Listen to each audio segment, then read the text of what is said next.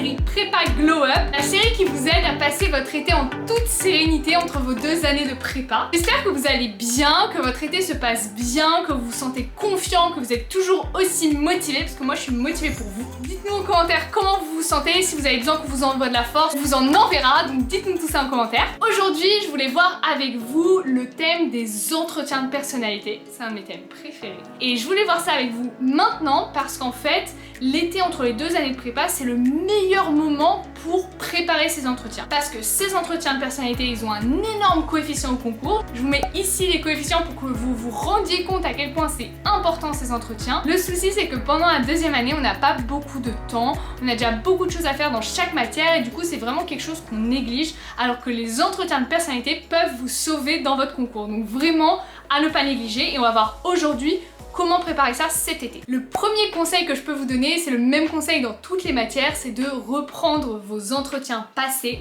de comprendre quelles étaient vos erreurs, pourquoi est-ce que vous avez eu telle note, quels ont été vos points forts, vos points faibles.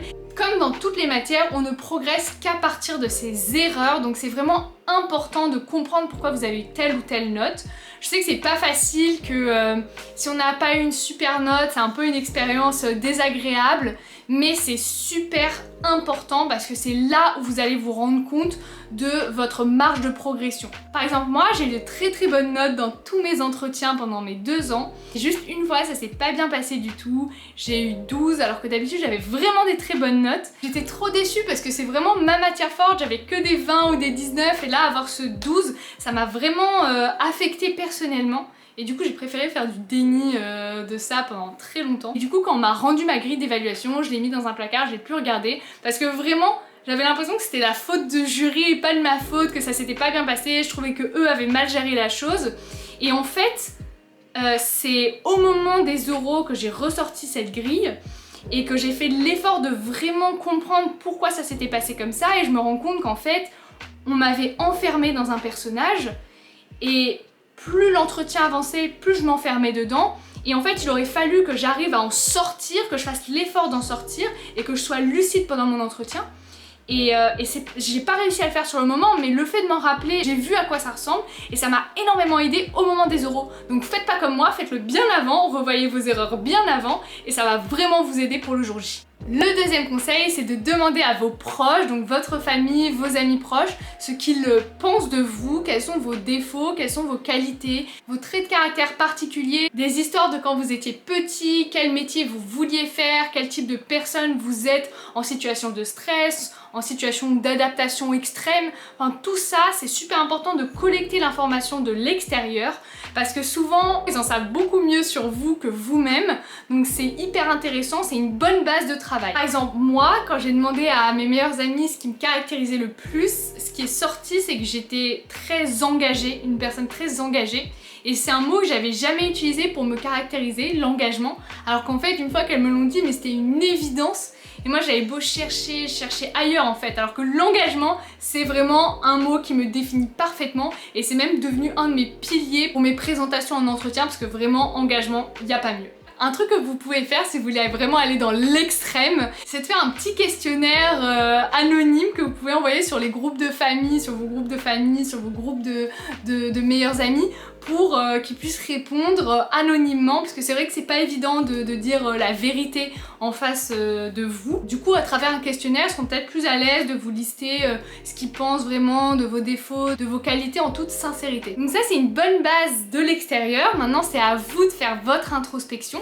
Et quelque chose qui peut vraiment vous aider, c'est d'utiliser des outils qu'on a à disposition. Et ça c'est mon 3e conseil, c'est de vous appuyer sur des tests de personnalité. Et par exemple le test MBTI il est super bien fait, d'ailleurs j'en ai fait une petite vidéo pour vous expliquer son principe. Vous pouvez aller la voir où je vous dis en détail comment ça peut être utile pour vos entretiens de personnalité. Mais en gros voilà, c'est une bonne inspiration pour vous poser des questions. Les résultats de ces tests ne sont jamais une fatalité, ne décrivent jamais votre personnalité parce que c'est vraiment arbitraire, ça dépend de comment a été fait le test, etc. Mais ça peut vous aider à vous poser les bonnes questions pour vous, votre introspection. Le 4e conseil, c'est à partir de tout ça, vous pouvez décider déjà quels sont vos 3 piliers qui vont vous suivre pour vos entretiens, qui vont vous permettre de construire votre discours, vos présentations, tout ce que vous allez dire, qui vont vous permettre de mettre en valeur vos expériences. Donc ce que j'entends par ces 3 piliers, c'est vraiment les 3 thématiques que vous voulez que le jury retienne de vous. Donc par exemple pour moi c'était l'entrepreneuriat, la multiculturalité et l'engagement.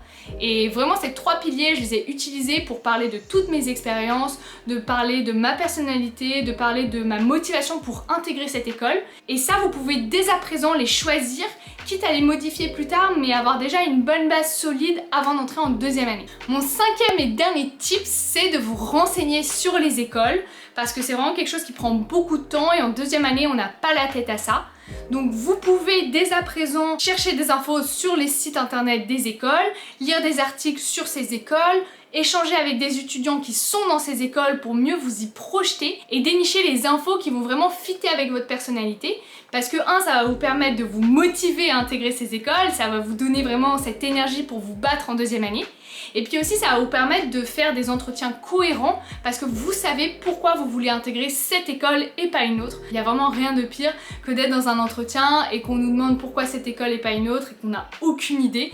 Donc vous pouvez faire vos recherches dès à présent, être dans une démarche d'exploration, d'enquête. C'est vous qui faites votre enquête, c'est vous qui allez dénicher les perles rares. Je me suis dit que quelque chose d'intéressant, ce serait peut-être de faire des fiches collaboratives par école pour qu'on mutualise nos recherches. Si c'est quelque chose qui vous intéresse, dites-le en commentaire et si je vois que c'est quelque chose que vous voulez qu'on implémente, on verra comment le faire. Maintenant que vous avez tous ces tips à disposition, je voulais voir avec vous quel était l'objectif pour la rentrée en 2e année. Et moi j'y vois 2 choses. La première chose, c'est d'avoir déjà une présentation de début d'entretien bien ficelée. Elle doit durer entre 1 minute 30 et 2 minutes. C'est vraiment ce qui va vous permettre d'engager la conversation avec le jury. C'est un exercice difficile parce que c'est vous qui ouvrez le bal, c'est vous qui devez tendre des perches au jury en un minimum de temps. Si vous arrivez en 2e année avec une présentation qui vous donne confiance, ça va vraiment vous soulager pour le reste de l'année. Donc je vous encourage à vraiment avoir cette présentation de bien ficelée.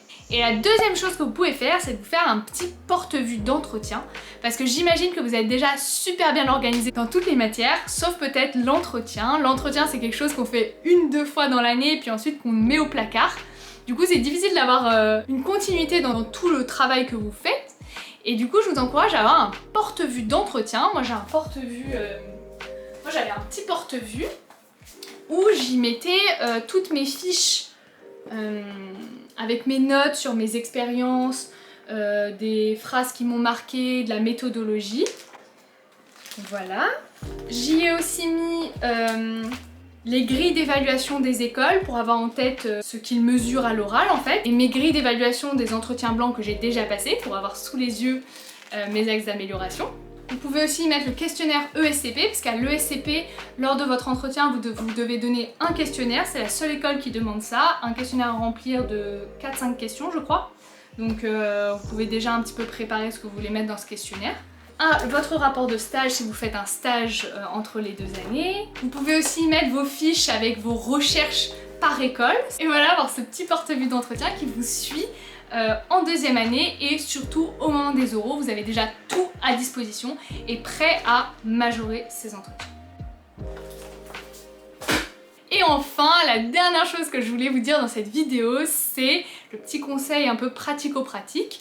En gros, pendant l'été, vous avez du temps, il y a les soldes, vous êtes avec votre famille, donc c'est le moment idéal pour chercher votre tenue d'entretien. Parce que votre tenue d'entretien, elle va vous suivre pendant tous vos oraux. C'est votre costume de super-héros, c'est votre power outfit, et du coup, quand vous entrez dans la salle avec le jury, vous avez confiance, vous êtes beau, vous vous sentez bien, et il n'y a rien qui se met entre vous et l'école de vos rêves. Du coup, c'est le moment de faire les boutiques si vous n'avez pas déjà un costume. Par exemple, moi, j'en ai profité pour faire les soldes, chercher quelques tenues. Je sais que j'en voulais 3 différentes pour pouvoir changer au cas où si jamais je me sentais pas bien dans une des tenues. Donc j'avais vraiment 3 tenues bien différentes avec les chaussures, les accessoires, vraiment tout et faites un test. Vous voyez, si vous vous sentez bien, n'hésitez pas à aller chez un professionnel si vous avez besoin d'ajuster votre tenue. C'est un petit investissement mais je vous promets qu'il vaudra le coup le jour J parce que vraiment il n'y a rien de pire que pas bien se sentir dans sa tenue. Pour les filles, je sais que c'est un petit peu plus difficile de choisir une tenue parce qu'on n'a pas un costume unique. Donc si vous avez des questions là-dessus, n'hésitez pas à me les poser sur Instagram ou sur Discord, je me ferai un plaisir d'y répondre. Vous pouvez même m'envoyer vos petites photos. Moi je vous mets les miennes ici, c'était mes 3 tenues de Beast Mode. Et voilà, j'espère que cette vidéo vous sera utile, que vous allez tout donner pour vos entretiens de personnalité et que vous restez motivés cet été parce que cette série elle est là pour ça, pour vous garder motivé, pour vous garder dans la Beast Mode, pour tout donner à la rentrée et être fier de vous. Votre futur vous sera tellement reconnaissant du travail que vous fournissez en ce moment, donc allez-y, moi je crois en vous, j'ai trop hâte de la suite et je vous dis à la semaine prochaine pour une nouvelle vidéo. Bye!